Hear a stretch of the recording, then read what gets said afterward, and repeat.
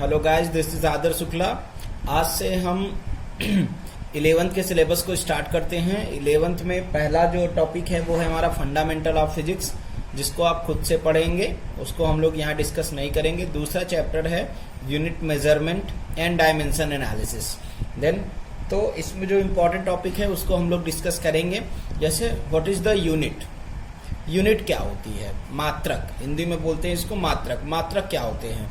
तो सिंपल सी बात है, कोई भी अगर फिजिकल क्वांटिटी है, कोई भी भौतिक राशि है, उनको मापने के लिए जो हम लोग क्या करते हैं, स्टैंडर्ड मेजरमेंट, जो हम लोग क्या करते हैं, एक मेजरमेंट रिक्वायर्ड होता है या एक स्केल। सिंपल सी बात, अगर इसकी डेफिनेशन समझो तो किसी भौतिक राशि को मापने के लिए जिस स्केल की जरूरत होती है, किसी फिजिकल क्वांटिटी को मेजर करने के लिए जिस स्केल की जरूरत होती है, उसी को हम लोग बच्चों क्या कहते हैं, यूनिट कहते हैं। जैसे यहाँ डेफिनेशन लिखा है, to measure a physical quantity we require a standard of measurement. The standard is called unit of the physical quantity. Okay, physical quantity को अगर हम अगर किसी को हम कैलकुलेट किए हैं किसी फिजिकल क्वांटिटी को, तो कैसे करते हैं? जैसे physical quantity is equal to n into u लिखा जाता है, वेयर एन क्या होता है, एन हमारी न्यूमेरिकल वैल्यूज होती है, यू हमारा क्या होता है, यूनिट ऑफ क्वांटिटी होती है। जैसे मैंने लिखा force is equal to 12 newton. Okay, मैंने क्या लिखा, force is equal to 12 newton. तो ये जो 12 है, ये उसकी क्या हो गई, न्यूमेरिकल वैल्यू हो गई, और न्यूटन इसका क्या हो गया, यूनिट हो गई। क्लियर है? इस तरीके से हम लोग क्या करते हैं, मेजरमेंट करते हैं। अब इसको नापने के लिए कुछ सिस्टम ऑफ यूनिट्स बनाई गई हैं, है ना। कुछ सिस्टम है यूनिट्स के। बेसिकली 4 तरीके के सिस्टम हम लोग फॉलो करते हैं। कौन कौन से सिस्टम है? पहला है हमारा फुट पाउंड सेकंड सिस्टम।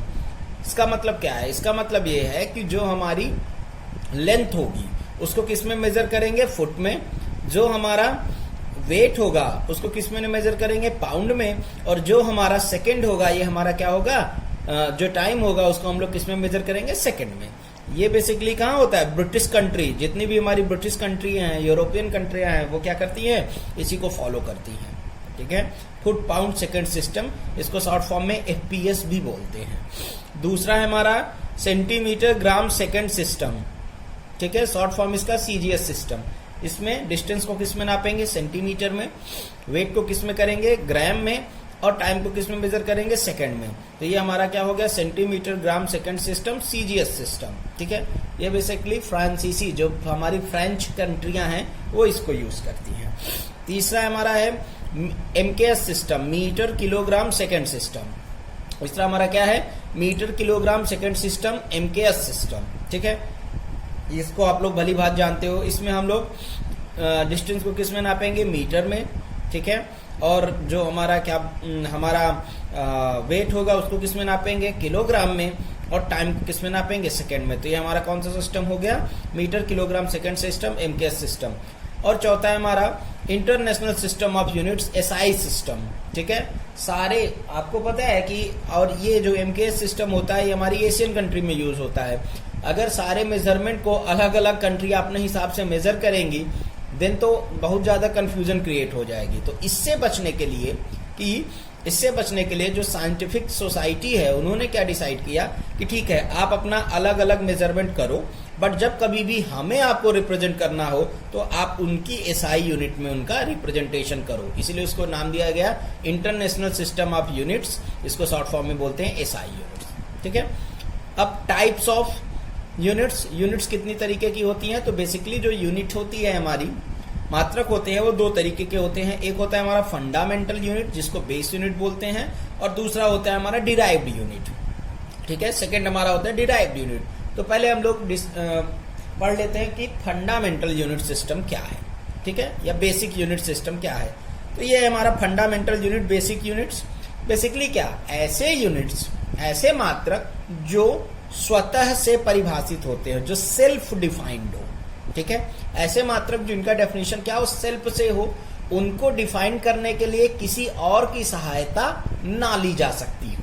ठीक है, उन्हीं को हम लोग क्या कहते हैं, फंडामेंटल यूनिट सिस्टम। ठीक है, अगर सिंपली हम लोग हिंदी में बोले तो ऐसे सिस्टम जो स्वतः से परिभाषित हो जाते हो, जिनको परिभाषित करने के लिए किसी दूसरे मात्रकों की आवश्यकता नहीं होती है, उन्हें हम लोग क्या कहते हैं, फंडामेंटल यूनिट सिस्टम कहते हैं। ठीक है। बेसिकली ये फंडामेंटल यूनिट सिस्टम हमारे इस फिजिक्स में कितने हैं? 7। केवल यही हमारे फंडामेंटल यूनिट सिस्टम है बच्चों, याद रखना। उसके बाद जितने भी आप यूनिट पढ़ते हो सबके सब क्या हैं? डिराइव्ड हैं। तो पहला फंडामेंटल ऑफ यूनिट सिस्टम हमारा क्या है? पहला है हमारा वेट को अगर हम मेजर करते हैं, मास को हम मेजर करते हैं तो किसमें? किलोग्राम में, ठीक है। इसका स्टैंडर्ड ऑफ पहला जैसे हमारा डिस्टेंस को अगर मेजर करेंगे, लेंथ को अगर हम मेजर करेंगे तो किसमें? मीटर में। ये इसकी क्या हो गई? Fundamental unit. अगर आपसे कभी भी पूछा जाए कि लेंथ की फंडामेंटल यूनिट या डिस्टेंस की फंडामेंटल यूनिट क्या है, तो आप बताओगे मीटर, ठीक है। इसी तरीके से दूसरा है हमारा, अगर हम लोग कहें कि मास को मेजर करो, मास की स्टैंडर्ड यूनिट बताओ, तो मास की स्टैंडर्ड यूनिट या बेस यूनिट क्या होगी? किलोग्राम, ठीक है। ऐसे ही टाइम की स्टैंडर्ड यूनिट क्या होगी? सेकेंड। इलेक्ट्रिक करंट की स्टैंडर्ड यूनिट क्या होगी? एम्पियर। ल्यूमिनस इंटेंसिटी है ना, बहुत इंपॉर्टेंट है। ल्यूमिनस इंटेंसिटी क्या है? ये ल्यूमिनस इंटेंसिटी किस चीज को मेजर करते हैं? आप लोग का ये जो बल्ब होता है ना, जैसे CFL है, LED है ना, बल्ब जो, और ये जो एडिशन वाले बल्ब हैं, तो अगर आप लोग इनको जब खरीदते हो तो इनके पावर वॉट तो देखने को मिलते ही हैं, साथ में एक चीज और इसकी देखने वाली होती है, और वो होती है उसकी ल्यूमिनस इंटेंसिटी। वो कितनी चमक उत्पन्न करता है, ये चमक उत्पन्न करने की दर होती है ल्यूमिनस इंटेंसिटी। इसकी यूनिट क्या होती है? कैंडेला, ठीक है। देन उसके बाद आता है अमाउंट ऑफ सब्सटेंस, पदार्थ की मात्रा। कोई भी अगर हमारा पदार्थ है तो उसकी मात्रा क्या होती है? तो उसे हम लोग कहते हैं अमाउंट ऑफ सब्सटेंस, ठीक है।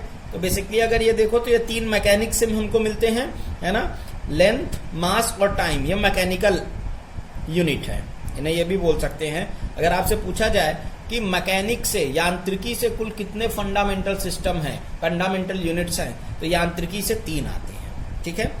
इलेक्ट्रिसिटी से हमारे पास कौन सा आता है fundamental unit system? Electric current. Thermodynamics से, है ना, थर्मोडायनेमिक्स से हमारे पास कौन सा आता है? ये मैकेनिक्स से आता है। ये हमारा आता है इलेक्ट्रिसिटी से, ठीक है। ये हमारा आता है थर्मोडायनामिक्स से, ठीक है बच्चों।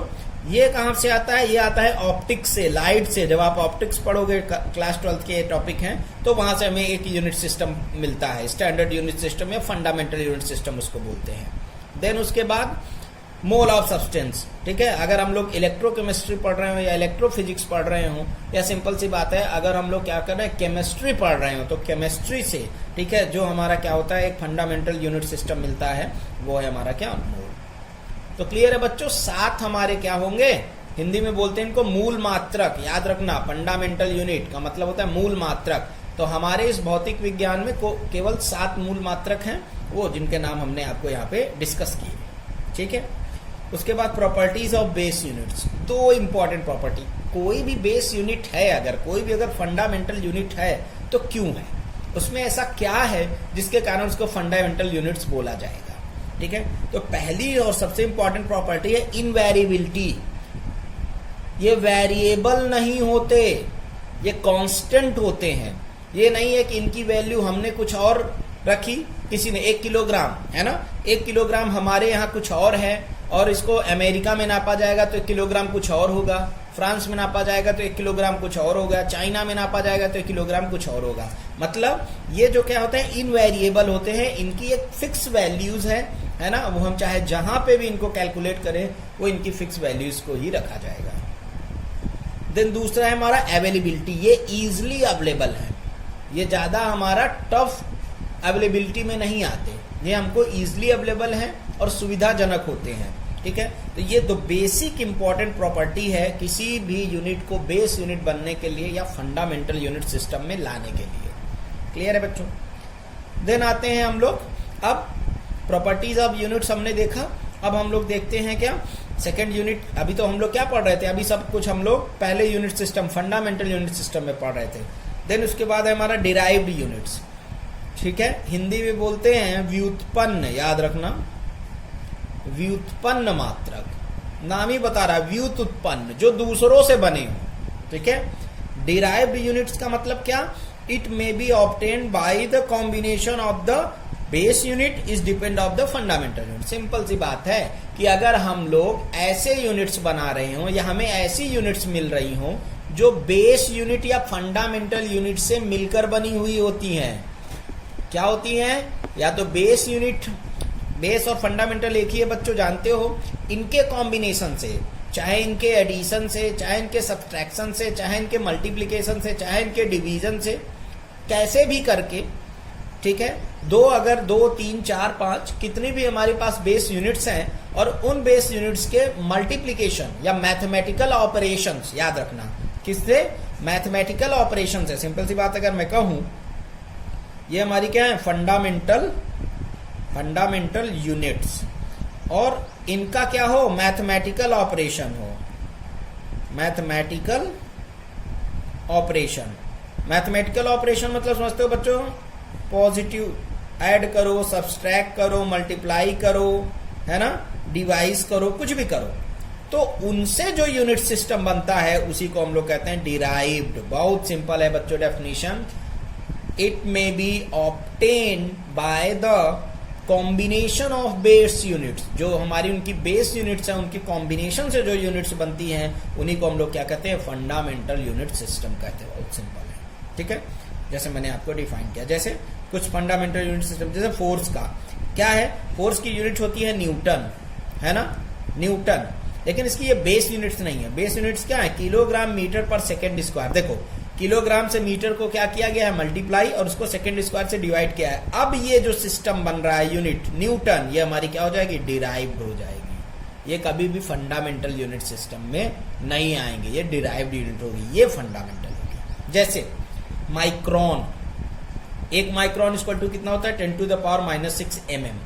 ध्यान से देखो, 10⁻³ 10⁻³ आपस में मल्टीप्लाई होकर के क्या बना रहे हैं, एक माइक्रोन सिस्टम, ठीक है।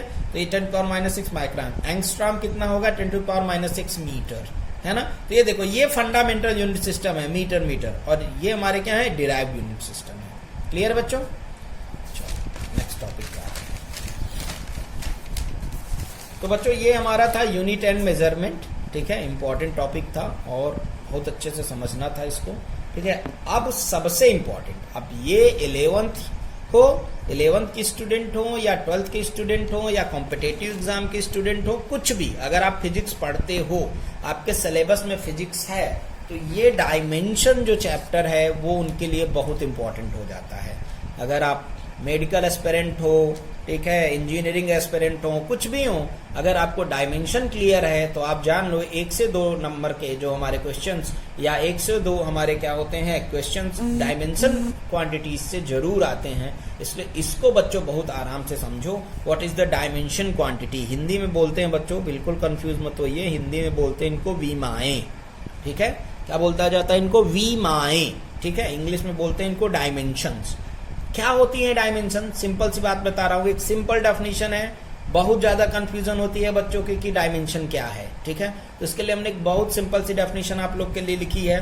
क्या है, the dimension of a physical quantity are the power of the fundamental quantities. याद रखना, किसी भी भौतिक राशि, किसी भी फिजिकल क्वांटिटी के फंडामेंटल यूनिट सिस्टम, है ना, जो फंडामेंटल क्या हो, क्वांटिटीज हो या फंडामेंटल यूनिट जो हो, उनकी जो पावर होती है उसी को हम लोग क्या कहते हैं, विमाएं कहते हैं, डायमेंशंस। एक अलग भी डेफिनेशन बना सकते हो, the appropriate power of the fundamental unit system, ठीक है, fundamental units of any physical quantity is called its dimension. किसी भी भौतिक राशि के मूल मात्रकों के ऊपर लगाए गए उचित घातांकों को ही उसकी विमा कहते हैं। फिर से सुन लीजिए, क्या बोला है डेफिनेशन मैंने, बहुत सिंपल है, बहुत क्लियर डेफिनेशन है। किसी भी भौतिक राशि के मूल मात्रकों के ऊपर लगाए गए जो पावर है, उचित घातांक है, उन्हीं को हम लोग विमा कहते हैं। इंग्लिश में the appropriate power of the fundamental units of any physical quantity is called its dimension. Clear है, ये एक बहुत ही इंपॉर्टेंट, समझ लो अभी तक जो मैंने पढ़ाया उसके लिए ये जो हमने टेबल ड्रॉ किया है बहुत इंपॉर्टेंट है ना। यहाँ पे मैंने सब कुछ लिखा है, क्या लिखा है, ये FPQ का मतलब फंडामेंटल फिजिकल क्वांटिटी, FPU का मतलब फंडामेंटल फिजिकल यूनिट, ये क्या है उसका रिप्रेजेंटेशन, और ये है डायमेंशन। ये बहुत इंपॉर्टेंट है, ये हमें पता होगा, और डायमेंशन में हमें कोई दिक्कत, किसी की भी डायमेंशन हम कैसे भी कैलकुलेट कर लेंगे। क्लियर है, जैसे पहला हमारी फंडामेंटल फिजिकल क्वांटिटी हमने क्या लिखे यहाँ, मास, है ना। मास की यूनिट क्या होगी, फंडामेंटल यूनिट। याद रखें, यूनिट तो बहुत होती है, ग्राम भी होती है ना, ये सब, लेकिन फंडामेंटल यूनिट क्या है, फंडामेंटल यूनिट है इसका किलोग्राम। ठीक है, रिप्रेजेंट किससे करते हैं, केजी लिख देते हैं। और इसकी डायमेंशन, मास क्या है, मास का हम लोग पहला लेटर चुराते हैं और इसकी डायमेंशन बना देते हैं, ये हमारा हो गया कैपिटल एम। कभी भी आपसे पूछा जाए कि what is the dimension of kilogram, अगर किलोग्राम को डायमेंशन में रिप्रेजेंट करोगे तो केवल एक सिंगल एम लगा देना, वो हो जाएगी किलोग्राम की डायमेंशन। क्लियर है। ऐसे ही डिस्टेंस है ना, डिस्टेंस इसकी यूनिट क्या है, मीटर है ना, डिस्टेंस या लेंथ ये भी बोलते हैं इसको, लेंथ है ना, डिस्टेंस या लेंथ इसकी यूनिट क्या है, मीटर। रिप्रेजेंटेशन क्या है इसका, स्मॉल एम से रिप्रेजेंट करते हैं और लेंथ का पहला अक्षर चुरा लेते हैं, पहला वर्ड, और इसकी डायमेंशन बना देते हैं एल। मतलब अगर कहीं भी आपको मीटर कुछ भी लिखा रहेगा, मीटर क्यूब, मीटर की पावर 4, और आपसे कहेगा डायमेंशन बनाओ, तो आप बस एम को एल से कन्वर्ट कर देना, वो क्या हो जाएगा, डायमेंशन उसकी बन जाएगी। तीसरा है टाइम है ना, टाइम की यूनिट क्या होती है, सेकेंड है ना। ये सेकेंड रिप्रेजेंटेशन, सिर्फ ये रिप्रेजेंटेशन आपको ऐसे ही पता होना चाहिए। रिप्रेजेंटेशन इसका क्या है, सेकेंड का स्मॉल एम है, कभी कभी कैपिटल एम दिख जाता है। ठीक है, तो अब टाइम का कैपिटल टी चुराया मैंने, डायमेंशन क्या हो गई, टी। मतलब अगर कहीं भी एस दिखेगा, समझ जाना उसको हम लोग क्या कर लेंगे, सेकेंड को कन्वर्ट कर लेंगे टी से, वो उसकी डायमेंशन हो गई। ऐसे ही हमारा है इलेक्ट्रिक करंट, इसकी यूनिट क्या होती है, एम्पियर, डिनोट करते हैं ए से, और ए को ही इसकी डायमेंशन बना देते हैं कैपिटल ए। ठीक है, अगला है हमारा टेम्परेचर। टेम्परेचर की यूनिट क्या होती है बच्चों, फंडामेंटल यूनिट। यूनिट तो डिग्री सेंटीग्रेड भी होती है, लेकिन फंडामेंटल यूनिट क्या होती है, फंडामेंटल यूनिट होती है केल्विन है ना। ये इसका क्या होगा, इसको डिनोट किससे करते हैं, कैपिटल के से, और ये इसकी क्या हो गई, थीटा। याद रखना, थीटा को यूज किया जाता है as a dimension of temperature या केल्विन। केल्विन की कभी भी हमको डायमेंशन क्या मिलेगी, थीटा ही मिलेगी। उसके बाद है हमारा ल्यूमिनस। ये दोनों जनरली आपको यूज नहीं होंगी, बट पता होनी चाहिए। ल्यूमिनस इंटेंसिटी है ना, ल्यूमिनस इंटेंसिटी की यूनिट्स क्या होती है, कैंडेला, देखा है हमने। इसको रिप्रेजेंट किससे करते हैं, सीडी से, और सीडी को इसकी क्या बना देते हैं, डायमेंशन बना देते हैं। अगला है हमारा अमाउंट ऑफ सब्सटेंस। इसको किससे रिप्रेजेंट करते हैं, मोल से। इसका फंडामेंटल फिजिकल यूनिट क्या होती है, मोल। रिप्रेजेंट किससे करते हैं, म्यू से। इसको क्या पढ़ते हैं बच्चों, म्यू है ना, म्यू से। और इसका डायमेंशन क्वांटिटी भी क्या होती है, म्यू। चलिए कुछ हम फिजिकल क्वांटिटीज के डायमेंशन आपको निकालना सिखाते हैं बच्चों, जिससे आपको और समझने में आसानी होगी। बहुत सिंपल है और बहुत ज्यादा पूछा जाता है। ठीक है, तो पहला क्या है हमारा, dimension of the physical quantity. पहला है एक्सीलरेशन। एक्सीलरेशन की डायमेंशन हमें बनानी है ना। एक्सीलरेशन को त्वरण कहते हैं बच्चों हिंदी में। तो सबसे पहले डायमेंशन अगर हमें निकालना है, क्या डेफिनेशन क्या बताई मैंने, डेफिनेशन होता है कि किसी भी भौतिक राशि के मूल मात्रक के ऊपर घात। तो सबसे पहले में मूल मात्रक तक पहुंचना होगा, बिना मूल मात्रक पहुंचे हुए तो हम डायमेंशन बता नहीं पाएंगे। तो सबसे पहले मूल मात्रक लिखेंगे। एक्सीलरेशन है, अगर इसको हम लोग फॉर्मूले के फॉर्म में लिखें तो ए इज इक्वल टू क्या लिखा जाता है, आप लोग को याद होगा, ए इज इक्वल टू होता है delta v by delta t, वेग परिवर्तन की दर। ठीक है, change in time, change in velocity with respect to time is called acceleration है ना। इसकी अगर यूनिट लिखा जाए, ये वेलोसिटी है, वेग, इसकी यूनिट क्या होगी, मीटर पर सेकेंड। ठीक है, और डेल्टा टी टाइम है, इसकी यूनिट क्या होगी, सेकेंड। मतलब यहां से इसकी यूनिट क्या मिल जाएगी, मीटर पर सेकेंड स्क्वायर। क्या मिल जाएगी, मीटर पर सेकेंड स्क्वायर। अब चेक करेंगे कि क्या ये फंडामेंटल में है। मीटर फंडामेंटल है, सेकेंड फंडामेंटल है, जी हाँ, ये फंडामेंटल यूनिट सिस्टम में है। तो अब इसकी डायमेंशन हम लोग लिख लेंगे। मीटर की क्या लिखते हैं, अभी देखो मैंने यहाँ बताया था कि अगर कभी भी आपको मीटर मिलेगा, क्या मिलेगा, मीटर, तो इसकी डायमेंशन को क्या रिप्रेजेंट करेंगे, एल से। तो मीटर की डायमेंशन क्या लिखेंगे बच्चों, एल। बहुत इंपॉर्टेंट टॉपिक है, मीटर की डायमेंशन क्या लिखेंगे, एल। और इस सेकंड की ये सेकंड स्क्वायर है, सेकंड को किससे रिप्रेजेंट करते हैं, मैंने कहा था टी से रिप्रेजेंट करेंगे। तो टी और स्क्वायर है तो इसकी पावर 2 है ना। तो यहां से हम इसको एक लीनियर फॉर्म में लिख लेते हैं। एल ऊपर लेके जाएंगे बच्चों तो क्या हो जाएगा, टी माइनस 2, और एक बड़े ब्रैकेट से बंद कर देंगे। इंपॉर्टेंट है, इसको हमेशा रिप्रेजेंट क्या करेंगे, एक बड़े एक बिग ब्रेसेस से इसको क्या कर दिया जाता है, क्लोज कर दिया जाता है। ठीक, इसकी डायमेंशन क्या हो गई, एल टी माइनस 2। याद रखना, कभी भी आप एल टी की पावर -2 नहीं पढ़ना है, इसको पढ़ेंगे एल टी माइनस 2। सिंपल सा मतलब क्या है, इसका मतलब होता है एल फॉर 1, एल को ये 1 टाइम से रिप्रेजेंट कर रहा है और टी को ये -2 टाइम रिप्रेजेंट करता है। ठीक है, हम यहां से इसकी डायमेंशन से यूनिट को भी कन्वर्ट कर लेते हैं। ठीक है, इसका मतलब ये हुआ कि ये एल मीटर को 1 टाइम रिप्रेजेंट कर रहा है और टी को ये -2 टाइम रिप्रेजेंट कर रहा है।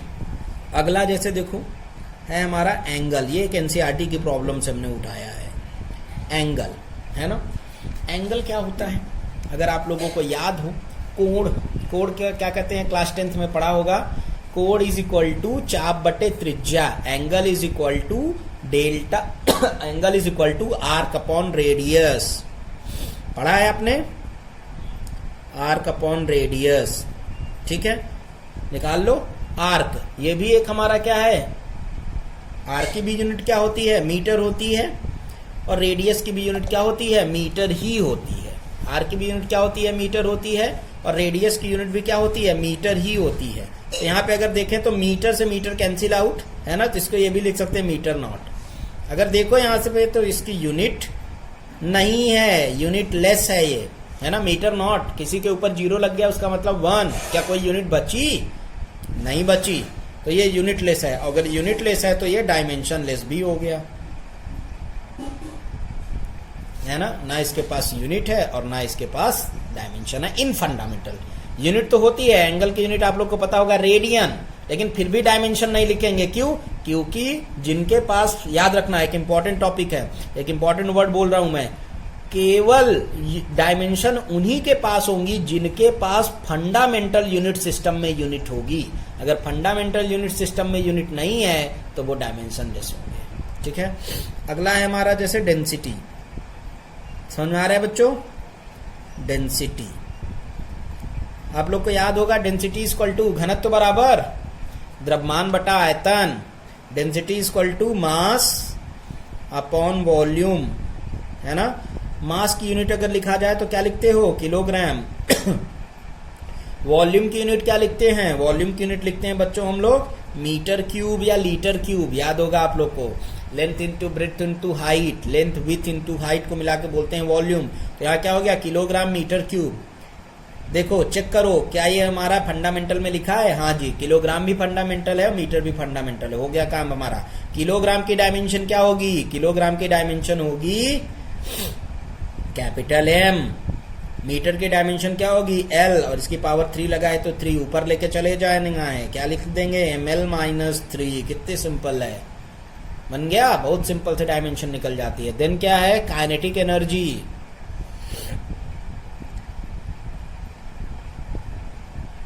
काइनेटिक एनर्जी, ठीक है, काइनेटिक एनर्जी है, ठीक है, यूनिट होती है इसकी जूल। ऐसे भी कर सकते हो आप लोग, या हम लोग ऐसे भी कर सकते हैं, या हम लोग